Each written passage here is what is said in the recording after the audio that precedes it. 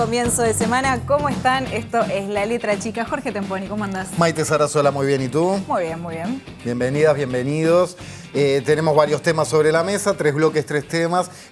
Uno de ellos será la realidad en las cárceles uruguayas, fundamentalmente en la cárcel de mujeres, donde el hacinamiento y la vulneración de muchos derechos humanos sigue siendo un problema central. También vamos a estar hablando con representantes del sindicato portuario que transitan una muy complicada negociación colectiva y que denuncian que el puerto camina hacia un monopolio. Y empezaremos con el tema UTE porque hay, mire, con UTE 4 temas sobre la mesa. Intentaremos abarcarlos todos en unos 15 minutos. Es la cuestión de que muchos hogares quedaron por fuera de la tarifa básica, hay un nuevo sistema de prepagos, entre privados se pueden vender directamente energía y la cuestión del dron vinculado al caso Astesiano. Así que por ahí comenzamos con su permiso, Sarasola, recordándoles que nuestro WhatsApp, nuestro número es el 092-374-089. Mensajes por escrito. Breves, contundentes, concisos, con firma y con respeto. Gracias. Y que estamos, ya que estamos hablando de medios electrónicos y de recursos electrónicos, por YouTube desde hace unos días, como tantos otros programas de este canal. No solamente que en cuanto termina el programa queda enseguida colgado para que lo vean a la hora que quieran, sino que estamos en vivo por el canal de YouTube de TV Ciudad, además de todas las vías de siempre. Fernanda Cardona es la directora de UTE por el Frente Amplio. Gracias por acompañarnos nuevamente. Buenas noches, ¿cómo están? Saludos a toda la audiencia. Bien, empecemos de estos 4 temas que planteaba rápidamente al comienzo por lo más actual. Se informó desde la presidencia de UTE que sobre fin de año se pondrá en marcha este sistema de venta de energía eléctrica por un sistema de prepago, similar o muy similar a como uno puede cargar una tarjeta para usar un celular. Usted ha dicho que esta modalidad es una forma de institucionalizar la pobreza energética. ¿Por qué y cuáles son las contras que le ve? Bueno, yo lo que creo es que estamos utilizando, el oficialismo NUTE tomó una decisión de aplicar mecanismos a los hogares más pobres del Uruguay, que en realidad en los países en los que se ha aplicado a otras realidades. Por ejemplo, en República Dominicana, la cadena hotelera, es decir, que es una realidad absolutamente distinta de la de los hogares, no solo en la región, sino en Uruguay, obviamente. Y en el cono urbano bonaerense también ha habido algunas posibilidades de aplicación y se había intentado años anteriores hacerlo. Y bueno, hay muchos informes de organizaciones sociales de Argentina que ya se han expedido sobre el tema y han dado opinión. Entonces, la visión que se hace respecto de los hogares pobres para aplicar este tema no es buena, es crítica con esta situación. Y lo que entendemos nosotros es que es una forma de, se ha hablado en Argentina de lo que es mercantilizar, ¿no? El servicio eléctrico. ¿Cómo funcionaría así? A partir de ahí analizamos. Bueno, en realidad debería haber empezado por esa pregunta, ¿no? Sí, ¿Y por qué lo asociamos a los hogares pobres o a los hogares que tienen problemas para pagar la tarifa de manera tradicional? Porque sería aplicable a los hogares que el gobierno tanto ha anunciado el bono social, que se inició justo en enero del 2022, cuando justamente se eliminó la tarifa básica para otros hogares. Entonces, hay un informe NUTE que al 31 de mayo de este año había unos 19.000 hogares en situación de corte de los que ya tenían bono social. Entonces, sería aplicable a ellos, sería a distancia, ¿no? Con telemedida, con lo que fue la innovación tecnológica en UTE en las últimas administraciones. Nosotros entendemos que es utilizada hoy en contra de la gente y para hogares, como te decía, que son los más vulnerables del país. La idea sería la siguiente, según lo que se elevó a directorio en su momento cuando se votó. Cuando un hogar llega a 4 facturas impagas, se le manda un mensaje de texto al celular de alguno de los integrantes del hogar, donde se le avisa la situación en la que está, ya se le viene avisando de alguna manera que tiene facturas impagas, pero cuando llega a 4 se le avisa que está en esta situación, se le da la posibilidad de pasarse al prepago y se baja la carga de la casa, que esto es importante. Nosotros lo explicábamos en un video que sacamos hoy en el despacho del Frente Amplio en UTE, que es esto como por telemedida, a distancia desde UTE, lo que hacen es manipular de alguna manera la posibilidad que tenés de utilizar electrodomésticos. Si te baja la carga, la potencia. Bajar la carga es la cantidad de electricidad que puedes usar al mismo tiempo en el hogar. Exacto. Y que te salta la térmica. ¿Qué pasa si usas más? Claro, no, está se salta, exactamente, está topeada. En un hogar normal normal, o en una situación normal en cualquier hogar del Uruguay, estamos en una potencia de entre 3,5 y 11,5. Acá en un primer momento se planteaba reducirla a 1 kilowatt de potencia y ahora se llevó a 1,5. Pero lo que importa para la gente es que en realidad esto implica que vos tengas que elegir qué electrodoméstico estás usando. O es la heladera y algo más, o es el calefón y algo más, pero no todo a la vez. Entonces, esto lo que de alguna manera... Perdón, Sí. ¿qué explicación se dio al respecto en el Y es directorio? una... Porque me imagino que ya que le van a vender energía a deudores por un sistema de prepago, no importa, podría ser mientras pague la familia o la persona, no entiendo por qué limitarle la potencia. Bueno, porque es como un aviso, ¿no? Esto tiene que ver también con lo que te decía de lo que han dicho en Argentina, por ejemplo, que es un lugar donde se ha aplicado en otras administraciones, lo que se ha criticado del sistema justamente. Es una forma de disciplina energética, Claro, ¿no? seguís Ese teniendo mensaje- luz, pero en penitencia, no en las condiciones Por normales. haber estado en la situación de haber incurrido en tener 3, 4 facturas impagas, es una forma de disciplinarte energéticamente. Este es el mensaje que estamos diciendo y por eso hablamos de pobreza energética, ¿no? De institucionalizar la pobreza energética. Y mientras tanto se gestiona la deuda anterior, se refinancia. Bueno, de alguna manera te obligan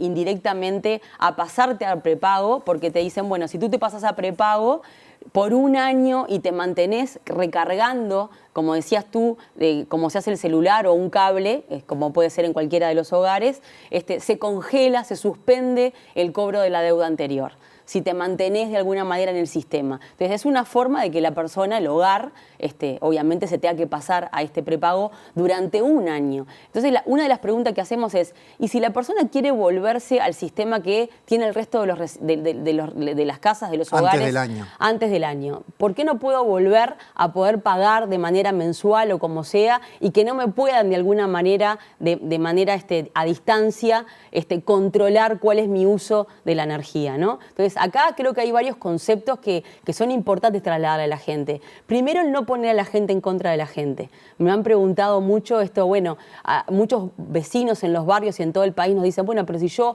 hago el esfuerzo de mantenerme al día con la UTE, está bien que otra persona que no esté pagando le pase. No, esa no es la forma de trabajar de UTE. En las administraciones anteriores generamos equipos de trabajo multidisciplinario, tiene que ver con estar en territorio, con tener personal para eso. Esto es una forma también de quitar la responsabilidad de la UTE como empresa pública en brindarte un servicio que es un derecho, que no es igual que un celular o un cable, que tiene que ver con tu calidad de vida, que tiene que ver con otros derechos que vos ejercés, a estudiar, a informarte, ¿no? a calefaccionarte, a cocinar. Entonces, lo que estamos diciendo es, no es la forma de trabajar de UTE y está camuflando otros mensajes que tienen que ver con esto de falta de personal en lo social, retiro los trabajos multidisciplinarios, la presencia de la empresa, traslado la responsabilidad de que la persona sea sea la culpable, entre comillas, de que si no logró juntar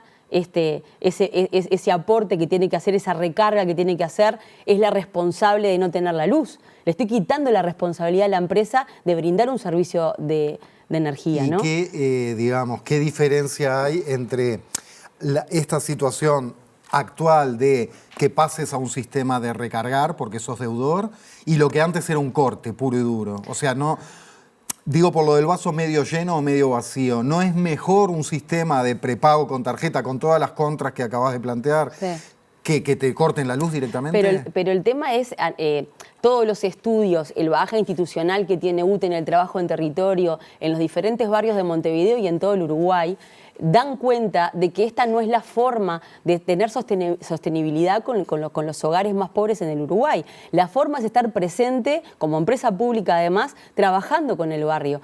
Te doy vuelta a la pregunta. ¿Qué me garantiza a mí que yo con este sistema en realidad la gente no termine con la misma realidad que tienen ahora, que es cuando no tengan para pagar, no lo van a tener y van a tener que colgarse igual. Es decir, te la doy vuelta. Pero no con hay esa una visión más multidisciplinaria y presencia en territorio, ¿se conseguían resultados de Por otro supuesto, tipo? por ¿Y en supuesto. qué desembocaban? ¿En refinanciaciones? ¿En tarifas más baratas? ¿Qué otras soluciones mejores? En todo lo que se ha desarrollado en las administraciones anteriores que tienen que ver con lo que decís tú, tarifas especiales, también para considerar hogares que tienen ciertas vulnerabilidades, hogares que tenían la tarifa Uruguay Social, los que tienen asistencia a la vejez, los que tienen asistencia por hijos, es decir, eso ya existía en la UTE, se le puso el nombre de bono a partir de enero. Nosotros decimos que como una forma de argumentar justamente la eliminación de la otra tarifa básica que no iba a los mismos hogares. Como veo que están muy atadas las cosas, Sí, sigamos por ahí. están atadas. ¿Qué es la eliminación y por qué de la tarifa básica? Lo mismo que en la pregunta anterior, empecemos explicando para después analizarlo, a 155.000 hogares. La tarifa básica es una tarifa que se creó en administraciones anteriores, que en su momento, alrededor del 2013, tenía que ver con eficiencia energética, porque la realidad energética del país era otra, recién se estaban instalando las renovables, estábamos de alguna manera robusteciendo el sistema en aquel momento, y era una forma de que a determinados hogares con ciertas composiciones, ya sea generalmente era por cantidad de personas y por el tipo de consumo que tenían y la cantidad de consumo que tenían, se le daba la oportunidad de tener una tarifa mucho más beneficiosa, que era 3 veces menos que cualquier residencial de la que podemos pagar nosotros. Entonces, los informes que tenemos del 2018, también de equipos técnicos de UTE, lo que decían es que esta tarifa básica estaba, el 70% de los hogares que se estaban beneficiando estaban en el interior del país. Hay informes que dicen que beneficiaba a jubilados, a pensionistas, a parejas jóvenes que se mudaban juntas, a estudiantes. Y en el momento en que se elimina la tarifa básica del pliego tarifario, que fue en enero del 2022, lo que se argumentó por parte del oficialismo en UTE es que, como venía el bono, se sacaba la tarifa básica. Una de las primeras argumentos que tuve como directora del Frente Amplio es: los conjuntos de clientes, de usuarios de UTE no son los mismos. Muchos hogares que tenían tarifa básica no tenían los planes de MIDES o de asistencia, como te mencioné recién, por lo tanto no son canjeables aquellos hogares que se iban a beneficiar con el bono, a pesar de que eran tarifas que ya existían y se le cambió el nombre, y en realidad lo que iba a pasar es lo que está pasando ahora con ese número que se muestra bien en pantalla, que tiene que ver con la cantidad de hogares que se perdió. Estamos llegando casi a la mitad de los hogares que tenían en enero del 2022 tarifa básica, muy beneficiosa en el pago, como te decía, 3 veces menos de lo que se paga en cualquier residencial, en las tarifas que tenemos conocidas también por la gente. Bueno, ya estamos casi en la mitad de hogares en todo el país que viene perdiendo la tarifa básica, y por lo tanto lo que le implicó a un hogar fue haber triplicado, duplicado lo que pagaba por energía para UTE. Estando por dentro de estas decisiones que son técnico-económicas y muy políticas, por supuesto, ¿usted lo ve como una cuestión más que nada ideológica, una cuestión con fines recaudatorios, de recaudar más? Porque digo, capaz que alguna gente de la tarifa básica no puede pagar una tarifa común, y si termina colgada, usted termina no recaudando absolutamente nada y se generan nuevos inconvenientes. Entonces, pero capaz que mucha gente sí puede pagar la tarifa común y usted recauda más. ¿Es una cuestión de distintas sensibilidades frente a las personas con menos recursos, o es una cuestión recaudatoria, o qué explicación encuentra? Yo creo que sí, creo que lo sintetizaría en lo que me dijiste último. Creo que es una forma de ver y de dar oportunidades a determinados hogares y no a otros conjuntos de clientes de la UTE, ¿no? Si uno compara todos los beneficios que se están dando a determinados sectores, como por ejemplo los clientes libres, que vamos a hablar cuando hablemos del marco regulatorio, bueno, en realidad es una visión que tenemos de a quién el oficialismo en UTE está tomando decisiones de dar beneficios. Acá a los hogares, a los hogares residenciales, a las casas de todos nosotros, cuando uno ve la película de acá desde el 2020 hasta acá, lo que estamos viendo es que los beneficios se han ido perdiendo para los hogares, no se ha cumplido con rebajar la tarifa, que fue una de las propuestas que se hizo antes del 2020, y sin embargo se han tomado muchas decisiones en millones de dólares, cuando uno ve la plata constante y sonante, como decías, desde el punto de vista económico, para otros sectores. Sin duda creo que es una decisión política el apoyar determinados sectores y no los hogares. Hablemos de esos otros apoyos o esas nuevas formas. Tercero de los 4 temas que tenemos hoy sobre la mesa es esto del mercado mayorista. El Poder Ejecutivo aprobó en agosto un decreto que modifica la regulación del mercado mayorista de energía eléctrica y la norma permite que productores privados de energías renovables no convencionales, esto es eólica, fotovoltaica y biomasa, puedan venderle energía a terceros, a otras empresas, entre privados, digamos. ¿Qué implica esto para UTE y la relación con sus clientes grandes, clientes mayoristas, que podríamos decir? Y a su vez, ¿se podría trasladar este impacto a las tarifas residenciales para cobrar por ahí lo que no se cobra por allá? Es así, arrancamos con el final y es así. Es decir, a lo que UTE le implica es, los grandes clientes totales para UTE representan alrededor del 20% de lo que UTE factura, de la facturación que tiene mensual y por supuesto anual. Entonces, grandes clientes suelen ser industriales. Sí, de sectores productivos, empresas, sí.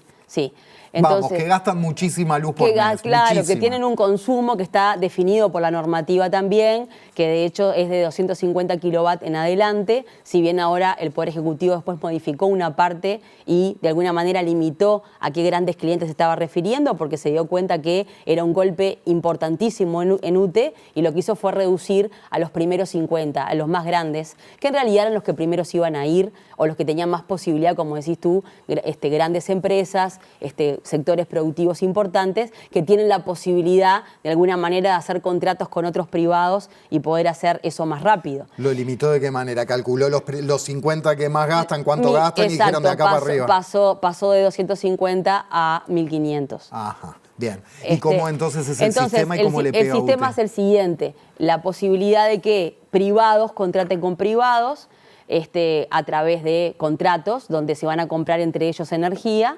Pero lo que nosotros estamos diciendo es lo siguiente, el generador privado que venga a instalarse, de alguna manera va a reforzar o va a poder cumplir con su contrato, y siempre ponemos el de Coca-Cola porque creo que es el más, primero es el que está ya... Y fue el que confirmó el primero, ¿no? Fue el que primero, dijo, yo le voy a comprar exactamente. Bueno, cuando Ventus, que es la planta solar que hizo el contrato con Coca-Cola en Salto, no tenga para poder dar la energía que Coca-Cola pueda necesitar, no importa si es de día o de noche, va a irse al sistema eléctrico nacional y el que va a terminar respaldando esa realidad va a ser la UTE. Entonces no solo va a utilizar lo que fue el reforzamiento de la matriz eléctrica cuando UTE hizo la inversión pública, de alguna manera de completar este pool de oportunidades, como decimos siempre, se adicionó al agua, el viento, el sol, la biomasa, y eso hace que el sistema esté robustecido, porque cuando no hay una fuente hay otra, y eso también bajó el precio promedio del costo de la energía. Sí, y bueno, bajó ese privado, en este caso Ventus, va a poder ir al mercado spot, como se dice, y va a poder comprar en ese promedio que en realidad se vio beneficiado en su precio promedio por la inversión que UTE hizo pública. Entonces, lo que decimos es, se está haciendo un negocio entre privados que establecen condiciones, pero que se sirven del sistema eléctrico que fue financiado por inversión pública y que no está retornando en nada, no le están poniendo ninguna condición para beneficiarse. Va a usar no solo el mercado eléctrico con la posibilidad de la energía que está disponible, sino también las redes de UTE. Y ahí lo que estamos diciendo es una infraestructura que UTE está pagando, algo así como pasa con Antel con la fibra óptica, y que de alguna manera hoy al privado no se le pone ninguna condición para que se pueda beneficiar de ese sistema. Bien, veamos entonces cuál es la diferencia entre la que tenía el Frente Amplio en sus administraciones y esta realidad, porque la presidenta de UTE, Silvia Emaldi, dijo, comillas, tomo esto de la diaria, la privatización se dio en el periodo anterior, cuando se habla de privatización, por esto, ¿no? Cuando UTE incorporó un 45% de su generación de fuentes privadas, de generadores privados, eólicos, solar y biomasa, que se incorporaron entre 2012 y 2018. Cierra comillas. ¿Qué diferencia hay entonces entre aquella idea del Frente Amplio en el gobierno, digo, de la Administración Central, de generar e impulsar energías alternativas, estas fuentes alternativas y esto que se implementa ahora? Primero, permitime hacerte una aclaración. Primero que me llama muchísimo la atención las declaraciones de la presidenta, porque siendo una funcionaria de carrera de UTE, que está desde hace muchísimos años, más de 30, y fue gerenta de las administraciones del Frente Amplio, por lo tanto participó en muchos informes de lo que fue la toma de decisiones en aquel momento, de lo que fue el cambio de la matriz. Desde ese lugar a mí me llama mucho la atención lo que ella dice, primero porque UTE hizo inversión pública propia y tiene parques propios. Decir que el 45% de lo que se genera es de privados, no solo está mal, sino que además es lo que te digo, me preocupa que la presidenta de la empresa pública salga a decirlo de esta manera con estos números, así que no compartimos para nada eso y tenemos los números UTE hizo puso 3.000 millones de dólares en lo que son inversiones públicas y en realidad también cuando se contrató con privados para poder poner los parques de energía eólica, UTE fue la que puso las condiciones de por cuánto tiempo se hacía, cuánto era lo reembolsable a los privados y además se aseguró tener esta energía disponible. Así que ella que formó parte de esa administración, a mí me llama mucho la atención que la vea desde ese lugar. Hay un tema que también siempre digo que es, para poder privatizar algo tiene que haber estado primero en el Estado y después haberlo sacado. Esto se entiende clarísimo y es así. Cuando en las administraciones del Frente Amplio se ingresó en las energías renovables, era una forma de generar que no existía en el Uruguay. Por lo tanto, mal está decir desde el punto de vista conceptual que se privatizó algo que no existía.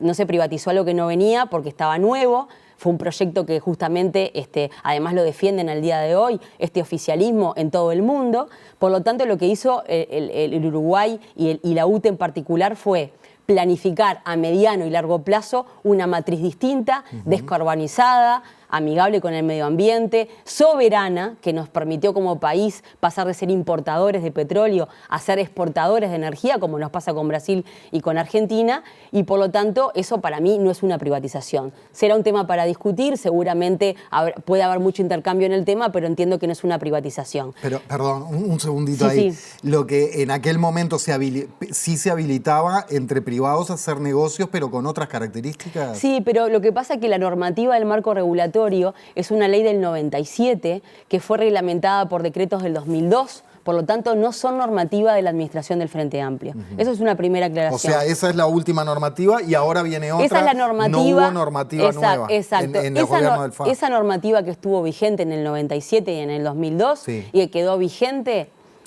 trató de copiar el mercado argentino en aquel momento y no existía y no existe al día de hoy esa realidad en el Uruguay. Los actores, el mercado, la cantidad de población, la demanda, por miles de razones no existía.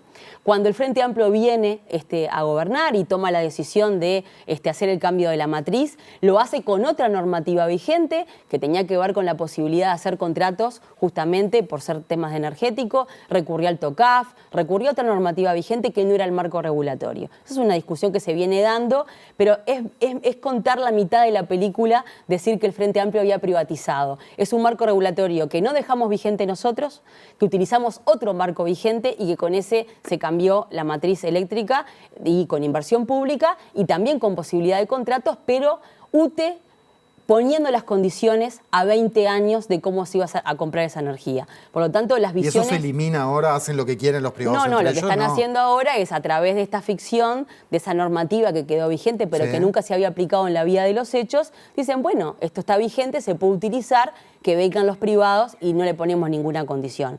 Yo lo que creo es que discutir sobre si la privatización fue con una normativa o con otra es discutir sobre la forma y no sobre el fondo. Y lo que no estamos discutiendo es que es este oficialismo el que está decidiendo que los privados puedan beneficiarse de la inversión pública y no le ponen ninguna condición. Ni para el uso de las redes, porque bajó el precio de los peajes, ni tampoco está tomando ninguna decisión el gobierno para salvar la facturación de UTE, que, como decías tú al principio, lo que termina redundando es en un aumento de las tarifas que paga el resto de los hogares, que como se dice en la UTE, son clientes cautivos. Tú y yo no podemos elegir irnos de nuestra casa a Ventus a comprarle energía solar. Por lo tanto, los costos que UTE asumió para reforzar el sistema del que hoy se beneficia el privado, va a tener que soportarlo los hogares de todo el país. Y eso va a redundar en un aumento de la tarifa. Hablemos por último entonces del famoso dron vinculado con Vertical Sky. Tristemente famoso. Recordemos que siguen apareciendo elementos en fiscalía sobre las compras de UTE a Lunacar. La empresa Vertical Sky tenía vínculos con Astesiano. Lunacar es la subsidiaria de Vertical Sky. Y usted en el directorio de la empresa pidió una investigación administrativa, el oficialismo votó en contra. Desde el gremio de AUTE se entiende que hay claras vinculaciones entre UTE, Vertical Sky y el caso Astesiano, por eso el gremio emplazó a la empresa estatal a que haga una investigación interna. ¿En qué está el tema hoy y qué podemos esperar? Bueno, yo la investigación administrativa la pedí en diciembre, porque ya en aquel momento, cuando surgió el tema de los chats, donde de alguna forma surgía el tema de investigar a senadores de la República, y donde surgió, y ahí tomó conocimiento de la compra que UTE había hecho a Lunacar, ya había pedido la investigación porque entendía que el proceso de la licitación no había sido del todo transparente para lo que correspondía al actuar de UTE. Eso fue en diciembre. Con estas novedades, como mencionabas, que de alguna manera Fiscalía, a través de esta investigación que viene llevando a cabo hace meses, hubo determinadas declaraciones nuevas de gente vinculada a Vertical y a Lunacar. Bueno, ahí volví a pedir hace 3 semanas nuevamente la investigación administrativa, y me llamó poderosamente la atención también cómo se dio esa discusión en el seno del directorio, porque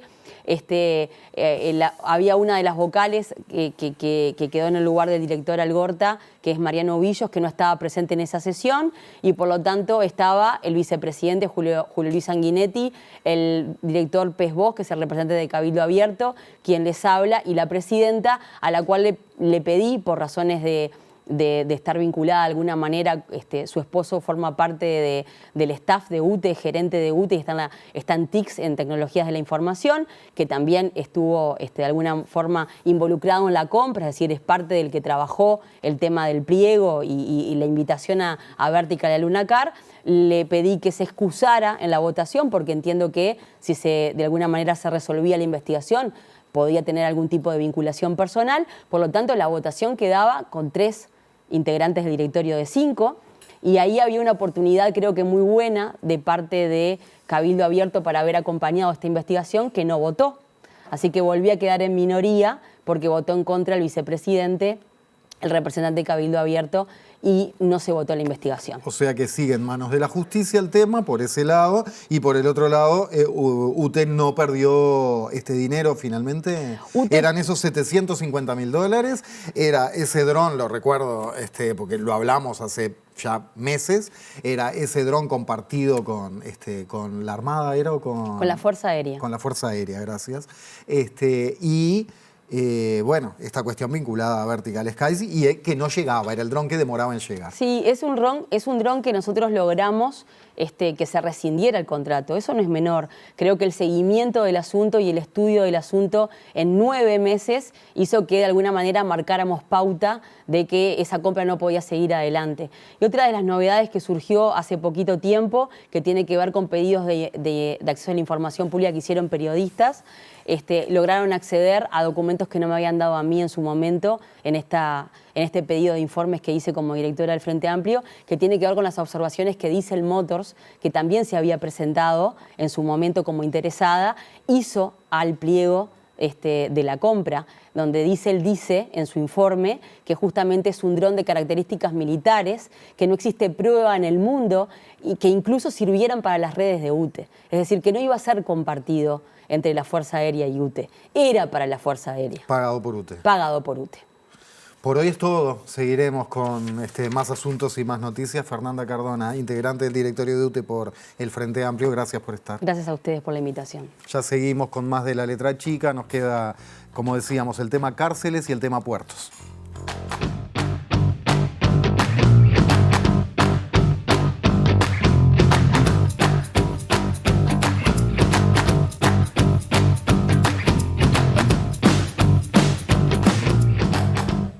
35 minutos pasan de las 9 de la noche y arrancamos en este segundo bloque de La Letra Chica, cambiando de tema. Este mes, a comienzos de este mes, el juez Matías Porciúncula dio lugar parcialmente al recurso de habeas corpus que fue presentado por un grupo de operadores penitenciarios de la unidad número 5 de la conocida como la cárcel de mujeres que está aquí en Montevideo. Para hablar sobre esto, pero también para hablar sobre la situación de los trabajadores y las trabajadoras, es que recibimos a Juan Nolasco. Juan es presidente de la Organización de Funcionarios Civiles Penitenciarios, o FUCIPE. Juan, buenas noches y gracias por estar. Bueno, buenas noches, Maite, muchas gracias por la invitación. Vamos a hablar sobre varias situaciones. La cuestión de las personas privadas de libertad es compleja en nuestro país, lo hemos hablado infinitas veces en el programa y es algo que es sabido, pero arranquemos hablando también de qué es lo que pasa con las personas que trabajan en las cárceles. ¿Cuál es la función de los operadores y las operadoras penitenciarias? Bueno, si vamos al ideal de lo que era la función cuando se creó el INR, ¿no? 2010, ha cambiado muchísimo. El operador penitenciario entra como para trabajar en contacto directo con la persona privada de libertad, un trato más social, vamos a decir, apostando a lo que era la rehabilitación o habilitación de las personas privadas de libertad. Eso ha venido cambiando muchas de las cosas porque obviamente ha aumentado muchísimo la población en los últimos años, más que nada. No tenemos la cantidad de funcionarios suficientes para poder trabajar y desarrollar realmente las tareas, no solamente operadores penitenciarios, sino que no tenemos la cantidad de trabajadores administrativos suficientes, técnicos, profesionales, psicólogos, abogados y demás. Hay muchos operadores que ya entran con alguna de las profesiones que te nombré y son destinados a otras áreas, lo que disminuye obviamente la cantidad de compañeros que trabajan en contacto directo. ¿Pero cómo es? ¿Qué es lo que hace una persona que trabaja como operador o operadora penitenciaria? Entra a laburar y ¿cómo es un día? Bueno, tenés diferentes tareas, ¿no? El operador penitenciario se desarrolla en muchísimas áreas. Áreas educativas, áreas laborales, el área de convivencia que se llamó en algún momento, ahora ya es área de seguridad directamente, que es el operador que está en piso o mal llamado llavero, como se llamaban anteriormente cuando era la Dirección Nacional de Cárceles. Esa es una de las funciones de los operadores. Otro es el acompañamiento en las tareas técnicas, acompañamiento en las tareas educativas, y después las diferentes áreas que te nombraba. Hay operadores que trabajan en economato, hay operadores que trabajan en cocina, o sea, en el control, ¿no? Jurídico, administrativo. Es un abanico importante. Es un abanico importante, que es lo que decimos también cuando hablamos, por ejemplo, en estos periodos que estamos en rendición de cuentas, que vemos que el Ministerio del Interior no hace contratación de personal, ¿no? Nosotros tenemos hoy por hoy cerca de 15.000 personas privadas de libertad, trabajadores o operadores penitenciarios somos 1.000. O sea, si vamos a un número, las personas privadas de libertad están las 15.000 las 24 horas, los operadores penitenciarios trabajamos 8 horas por día. En esas 8 horas, en la semana tenés días libres, están las licencias y demás, que obviamente disminuye todo el tiempo la cantidad de trabajadores que puedes tener, ¿no? Pues si haces una tabla rasa de los 15.000 y los 1.000 operadores, estamos más o menos en el número que necesitaríamos. Pero eso tenés que dividir 4 turnos en el día y todas las áreas que hay en cada turno de trabajo, que eso es lo que hace que un operador penitenciario muchas veces esté trabajando con 80, 100, 120, 200, 300 personas privadas de libertad. Operadores que, capaz que es redundante decirlo, pero son civiles, o sea, son personas sí, claro, que ustedes no están armados cuando están ahí laburando. Bueno, en realidad dentro de las cárceles no trabaja nadie armado, ni siquiera la policía, sí los que están cubriendo los perímetros, por ejemplo, ¿no? Sí, en algunos lugares, depende de la cárcel, la seguridad de la cárcel. Las que son de máxima tienen el perímetro militar y las otras son policiales. Y en la situación puntualmente de la cárcel de mujeres, ¿cómo está el día de hoy? Voy a repasar simplemente algunas cifras que se mencionaban en el habeas corpus. La unidad número 5 se compone en 13 sectores divididos por alas. Ahora en 2023 señalaban quienes presentaron este habeas corpus la densidad de población es de 184% con 719 internas. Por su parte el Ministerio del Interior señalaban que eran, en vez de 719, 710 reclusas al momento de informar. Hablan del 30 de agosto de 2023. Respecto al hacinamiento, algunas áreas de la unidad 5, el área primero centro tiene un 404% de hacinamiento, la segundo este con 141%, tercero este con 266%. Estamos hablando de situaciones sumamente complejas de hacinamiento. Sí, sin duda, sin duda. Estamos hablando de una situación puntual, ¿no? Que era lo que nosotros nos mostrábamos contrarios respecto a lo que era la presentación de este habeas corpus y las soluciones que se planteaban en el mismo. En realidad hablamos de una situación puntual. de lo que es la unidad número 5 y algunas áreas, o todas en realidad, pero bueno, después si empezamos a recorrer el abanico de las cárceles que hay a nivel país, estamos en la misma situación, en algunas situaciones, en algunas cárceles, alguna situación en algún sector puede ser hasta peor, en otros no, pero estamos hablando de que tuvimos un aumento de 3.000 personas privadas de libertad en los últimos 3 años, ¿no? Que ya hablábamos de que en algunos lugares, en el 2019, con 11.900 presos más o menos, que era lo que había, ya estábamos hablando de que en algunos lugares había hacinamiento. Hoy por hoy, con 3.000 personas más privadas de libertad, obviamente que el hacinamiento es muchísimo mayor. La situación puntualmente, perdón, de la cárcel de mujeres cambió drásticamente, ¿no?, después de la LUC. Sí, obviamente. No podemos, lo que es el narcomenudeo, demás, todas las cosas que se fueron estableciendo ahí, obviamente que cambia. Cuando en otros países que han mejorado muchísimo lo que es su seguridad, apuntaron a otras cosas, nosotros acá apuntamos a aumentar penas y a criminalizar algunas penas que quizás pueden tener otro mecanismo, ¿no? En otros países se apuntaba muchísimo a lo que son las medidas alternativas y acá nosotros aumentamos penas, no redimimos penas en alguna... Por algunos delitos, por ejemplo, que eso también va haciendo que la persona quede mucho más tiempo y se vincule muchísimo más en lo que es la cárcel, ¿no? En lo que decías de la cantidad de operadores que hay muchas veces trabajando, también quiero citar parte de este habeas corpus. Sí.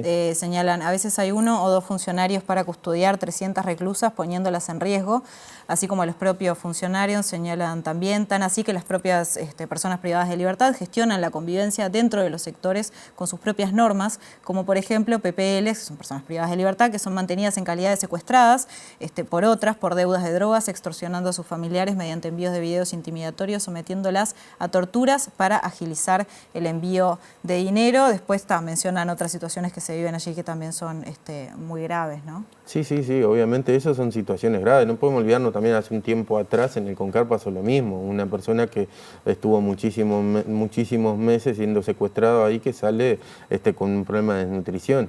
Bueno, esas situaciones se dan. Obviamente el control que pueden hacer los trabajadores respecto a estas situaciones es mínimo. O sea, es que si estamos hablando de 2 funcionarios o 1 para custodiar a 300 personas, es muy difícil. Sí, sin duda. Nosotros hace un tiempo atrás, como un intento de motín o alguna complicación, cerca de las 2:30, 3 de la mañana, nosotros estuvimos en la unidad, nos avisaron las compañeras, habían 2 compañeras trabajando en la unidad, civiles, ¿no? Y algunos policías más, que tampoco era el número adecuado de policías que se necesita o se necesitaría para trabajar en el lugar.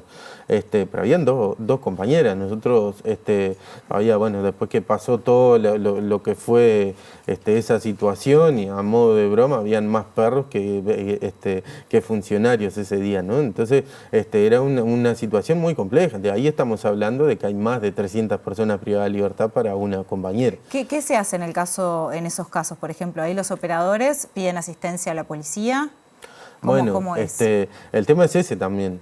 Tampoco se cuenta con la cantidad de funcionarios policiales que se debería contar. Entonces, cuando pedís el apoyo, tenés que ver si tenés con qué pedir apoyo, porque muchas veces los radiocomunicadores no funcionan o directamente no existen, y el apoyo que puede dar la policía también es mínimo por no contar muchas veces con la cantidad de trabajadores que fuese necesario. Entonces, ahí ya tenés que esperar otro tiempo más para que se pida el apoyo desde afuera. ¿Cómo ven varios de los anuncios que han habido del Ministerio del Interior de crear nuevas cárceles, ¿no? De que, por ejemplo, se habla de una cárcel nueva mediante la participación público-privada, la PPP, de 850 nuevas plazas? ¿Cómo lo ven ustedes? Bueno, cuando estabas mencionando, por ejemplo, la falta de trabajadores y que en la rendición de cuentas no está previsto que se aumente. Sí, bueno, hay algunas cosas que sorprenden de las declaraciones del ministro, ¿no? Lo ha dicho en la nota taquigráfica, por ejemplo, en la Comisión de Presupuestos, en lo que fue diputado. El ministro daba por sentado que se iban a crear 3 nuevas cárceles en el predio de Libertad, pero no hace llamado a trabajadores, ni civiles ni policías, ¿no?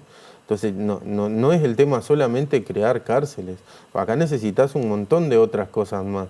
Hay que volcar materiales, hay que tener móviles para poder realizar un traslado, lo que sea en cada unidad. El Ministerio del Interior no pide nada. En las últimas, o en las rendiciones de cuentas que van en lo que es el periodo de gobierno, el Ministerio del Interior lo único que ha hecho respecto al INR son recortar.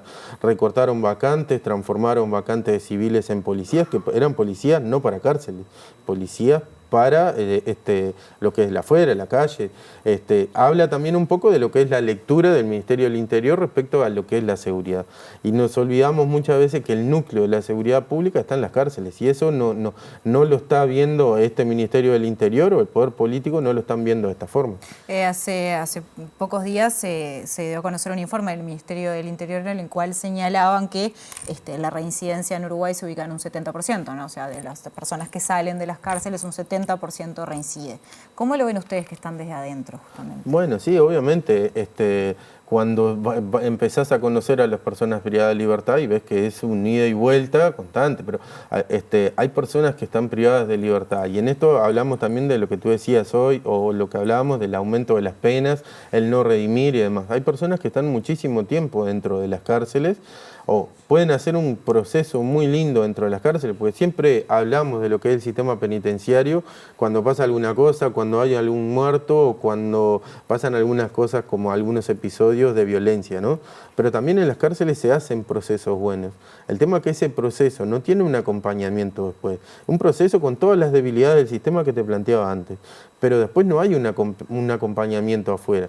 Una persona que está privada de libertad, que es trasladada a otro departamento y que muchas veces sale y no tiene ni siquiera cómo volver a su lugar de origen, o que sale y se encuentra con que su casa ya no está, su familia no está. La mayoría terminan durmiendo en la calle, o cuidando coche o lo que sea, hasta que tienen cierta cosa. En algún momento vuelven a delinquir, que es lo que más conocen. Entonces, si no hay un acompañamiento, no hay una política de Estado respecto a eso, vamos a seguir pasando por lo mismo. Y no es solamente crear cárceles, es ver una política de Estado que sea redituable para la seguridad pública. Tampoco es, como vemos a veces en las noticias, que hay un episodio y caen 25 móviles policiales. Pero las cosas hay que preverlas de antes. Y parte de eso es crear una política de Estado real que atienda al sistema penitenciario. ¿Consideran que las cárceles tendrían que salir de la órbita del Ministerio del Interior y pasar, por ejemplo, a un Ministerio de Justicia? Sí, sin duda. Bueno, en nuestro país lo que es el sistema penitenciario siempre ha ido varios pasos atrás, ¿no? Cuando luego de las dictaduras militares todos pasaban a civiles, nosotros pasábamos a depender del Ministerio del Interior. Se dio recién a partir del 2010 la creación del INR y el ingreso de civiles, que ha sido como para atender una emergencia carcelaria. Nosotros decíamos, hubo un momento, bueno, que fue el ingreso de 200 y algo de operadores en ese primer llamado en zona metropolitana. Después se fueron sumando en algunos lugares de lo que es el interior del país y demás, pero después hubo un periodo de estancamiento, ¿no? O sea, un periodo de meseta, que no habían más recursos, no hubieron más ingresos. Estamos viendo que ahora, a raíz de pedidos del sindicato y demás, se logran completar 100 y pocas vacantes, que no se completaron todas todavía, se va a hacer otro llamado más, pero de vacantes que fueron quedando de mucho tiempo, ¿no? Recién ahora van a ingresar 100 y algo operadores a zona metropolitana. El último llamado había sido en 2019, la última vez que ingresaron operadores. Estamos hablando de 4 años, ¿no? Un aumento importante de personas privadas de libertad. Exacto, con todo el aumento que hay de personas privadas de libertad. Lo que te hablaba antes de los móviles. Ha pasado que el Ministerio del Interior tiene otra mirada acerca de la seguridad pública. Entonces, tener un ministerio que tenga su presupuesto propio para atender este sistema penitenciario es la mejor salida para que nosotros podamos empezar a pensar realmente en mejorar lo que es el sistema penitenciario uruguayo. Juan Nolasco, presidente de AFUSIPE, muchas gracias por estar con nosotros esta Gracias noche. a ustedes. Bien, nosotros llegamos al fin de este segundo bloque, pero quédense que en el próximo nos vamos a meter en el tema puerto. Ya venimos.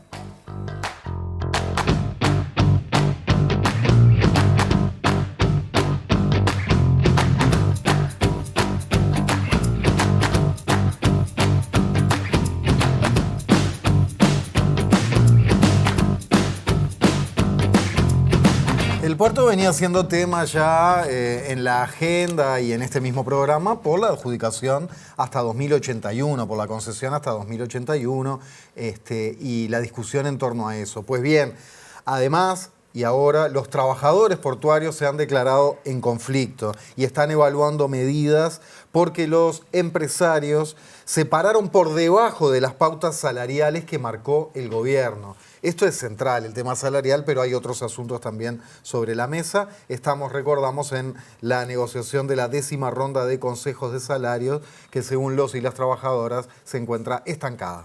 Este tema lo vamos a conversar con Álvaro Reinaldo, secretario general del Sindicato Único Portuario y Ramas Afines, el SUPRA, y también presidente del Sindicato de Terminal Cuenca del Plata, y con Alejandro Díaz, presidente de SUPRA y presidente también del Sindicato de Trabajadores Públicos del Puerto. Bienvenidos a ambos y gracias por estar. Gracias a ustedes.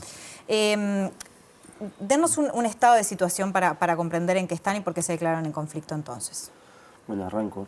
Como ustedes acaban de decir, inició la 10ª ronda de los consejos de salarios. Nosotros pensábamos tener una negociación bastante adecuada a la situación, donde todos sabemos que el puerto viene teniendo un crecimiento sostenido ya desde años anteriores y nos encontramos con la frialdad de la parte empresarial, como decías tú, querer ir por debajo de las pautas que marcó el Poder Ejecutivo. Eso en realidad para nosotros fue patear el tablero antes de empezar la negociación y bueno, fue marcar la cancha, creo que de un lado erróneo por parte del sector empresarial, generando un conflicto donde no lo tendría que haber. ¿Y cómo justifican esa... Sí, en realidad no nos podemos poner de acuerdo en realidad con empresarios o con los empresarios con el resto de la actividad. Nosotros hoy vemos una actividad creciente en el negocio tanto el manejo de contenedores, tanto como el manejo de granos, como el manejo pasajero y toda la mayoría de las cargas desde la pandemia hacia la fecha. Y bueno, y esa realidad no la comparte el sector empresarial. Hay algunas cifras que se manejan oficialmente, tanto de la ANP como de INALAO como de Uruguay 21, en el cual contrastan esta realidad y bueno, el sector empresarial no entiende que esa es la realidad del sector portuario. Y bueno, y esa discusión conceptual de cómo está la actividad, en realidad los empresarios lo tiran poniendo condiciones a la baja. Pero hay... vuelvo sobre esto que preguntaba Maite. ¿Discuten esos números los empresarios?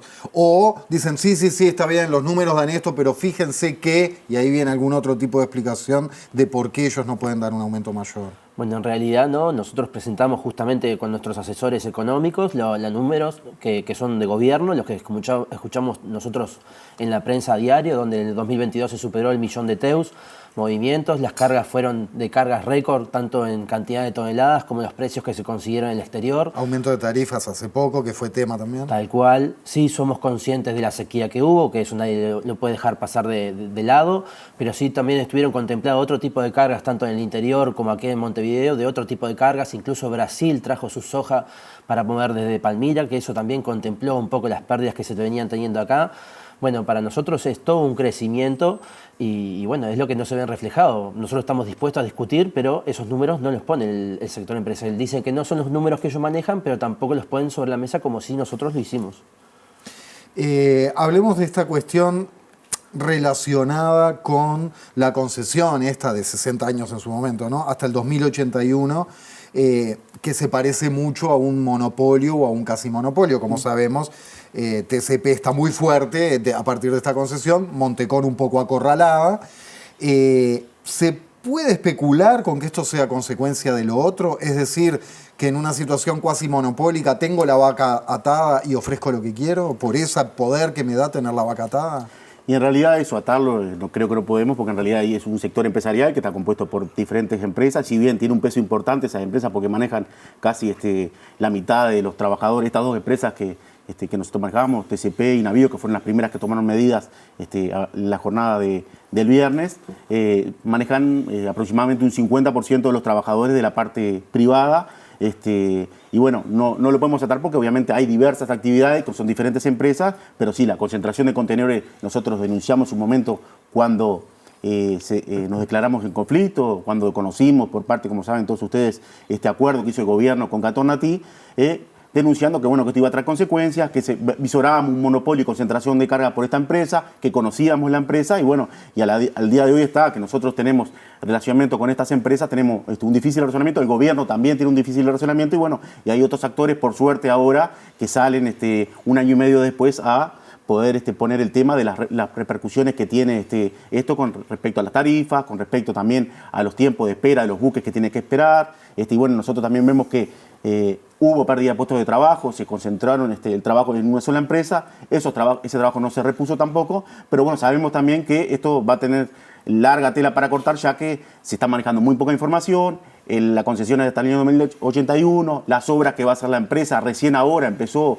alguna movilización de herramientas para poder hacerla, pero bueno, creo que hay más preguntas que respuestas arriba de la mesa y bueno, la información no fluye como tendría que fluir tanto con el sindicato portuario, pero también con los actores de la comunidad portuaria. ¿Cómo está la situación de la empresa Montecón? La situación de la empresa Montecón, en realidad tenemos más de 208 trabajadores al despido. Venimos discutiendo con la empresa un convenio porque en realidad ajustó sus condiciones de trabajo en los trabajadores y bueno, discutimos un convenio, estamos discutiendo todo un convenio que hemos podido llegar a acuerdo con la empresa y bueno, también es una multinacional que tiene sus características, que es complicado la posición del trabajador a veces de fuerza con respecto a estas multinacionales que manejan no solo el negocio acá, en este puerto de Montevideo, sino en otros puertos del mundo. Y bueno, en realidad la empresa está planteando un negocio a la baja. Obviamente tiene pérdida de carga con respecto a este acuerdo, pero bueno, todavía maneja el 28% de contenedores y hasta que no estén las obras, nosotros creemos que no va a haber una pérdida total de los trabajos, del trabajo de Montecón en el puerto de Montevideo. Tú sos integrante justamente presidente, digamos, más que integrante del sindicato de Terminal Cuenca del Plata, Álvaro. Entiendo que están en una situación de laburo conjunto y de solidaridad con los trabajadores de Montecón. Sí, claramente. Acá como sindicato único que somos trabajadores. Hoy me toca a mí estar trabajando en Cuenca del Plata y tengo compañeros que trabajan en Montecón. El día de mañana nadie puede decir que no sería al revés, que hubiese sido yo el que perdiera el trabajo y tendría que estar buscando trabajo en otra empresa. Acá somos todos trabajadores y cada uno en su trabajo, pero el sindicato es único. ¿Y cómo la ves? Complicado. Todos hemos escuchado cuando se realizó este acuerdo que iba a ser una mejora para el puerto, que iba a traer mano de obra nueva, que iba a ser beneficioso para los operadores mismos, y eso hoy en día ya se está viendo reflejado de que no es así. Los barcos hoy en día quedan esperando por más de 24 horas afuera, habiendo muelles públicos y una empresa que los podría atender, pero quedan esperando afuera. ¿Por qué? ¿Por falta de personal o por otras cosas? Porque está colmada la capacidad de trabajo de TCP. Hoy en día está casi en 80-90% de operativa colmada ya. Entonces, ¿no da abasto a TCP? No da abasto, claramente. Ajá. Que no da abasto. Y hasta que no tenga su expansión realizada con otro muelle y otras grúas, los barcos tienen que esperar afuera. Y ni siquiera el acuerdo se puede cumplir, ¿no? Porque el acuerdo dice que el barco puede esperar 24 horas fuera del puerto hasta esperar que quede libre un muelle. Eso es inviable porque si los contenedores están en TCP, es imposible que el barco vaya a trabajar a un muelle público porque los contenedores ya los tiene TCP. No hay manera de llevarlos hasta ahí. Un acuerdo, como ya hemos dicho, que es ilógico, ¿no? Porque hasta difícil de que se cumpla es. ¿Y para cuándo estarían las obras? Como lo dijo Alejandro recién comenzaron. No se sabe, o sea, no hay una fecha estimada del 2024 para adelante, fin del 2025 quizás. A veces eso se puede apurar un poco, pero nada que vaya a ser menor a un año por lo menos. Y eso es lo que hablábamos hoy. El día que estén esas obras, ese nuevo muelle con nuevas grúas, ¿qué va a pasar con Montecón? Nadie lo sabe. O sea, nadie lo sabe. O cierra sus persianas y los trabajadores los tendrá que absorber TCP, o se reubica, se remodela y trata de agarrar otro tipo de operativas que andan dentro del puerto también. Pero igual, lo que decía hoy, la mano de obra nueva no está. Esos 110 trabajadores que TCP ha tomado desde un año atrás hasta la fecha son los 108 trabajadores despedidos por Montecón. Mano de obra nueva no hay absolutamente ninguna. La maquinaria es exactamente la misma. Esa es la parte complicada de todo esto, de entenderlo, ¿no? Claro. ¿Y cómo está la situación en el interior? Bueno, el interior también es parte de este acuerdo que nosotros hicimos hace un año atrás, donde Paysandú no tiene actividad prácticamente desde hace mucho tiempo.